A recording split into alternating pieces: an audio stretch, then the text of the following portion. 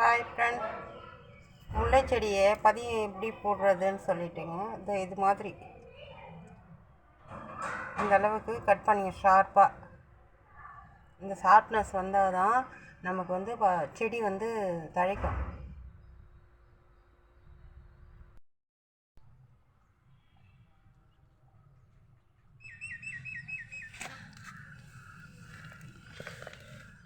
இது மாதிரி நடணுங்க. இது மாதிரி நட்டு இந்த ஸ்டெம்மு வந்து இந்த அளவுக்கு இருக்குது, ஒரு பென்சில் அளவுக்கு ஒரு ஷார்ப்னஸாக இது மாதிரி ஷார்ப்னஸாக இருக்கணும். அப்போ தான் நல்லா தழைச்சி வரும்.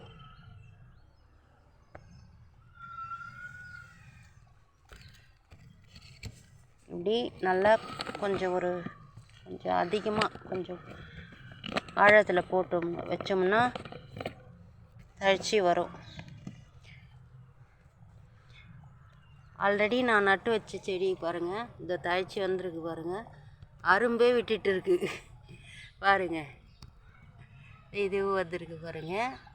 நான் வந்து இது நட்டு வச்சு இந்த ஸ்டெம்பு எடுத்து வச்சு நட்டதுங்க. இது பாருங்கள், அரும்பு வந்திருக்கு பாருங்க. நம்ம ஒரு செடியை நர்சரியில் வாங்கிட்டு வந்தோம்னா நம்ம நிறைய செடி உருவாக்கலாம்.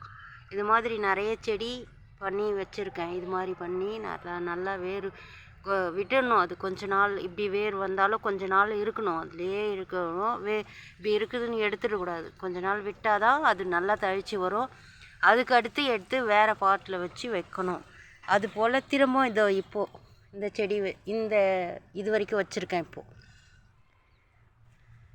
ஃப்ரெண்ட்ஸ், என் வீடியோ பிடிச்சிருந்தா லைக் பண்ணுங்கள், ஷேர் பண்ணுங்கள்.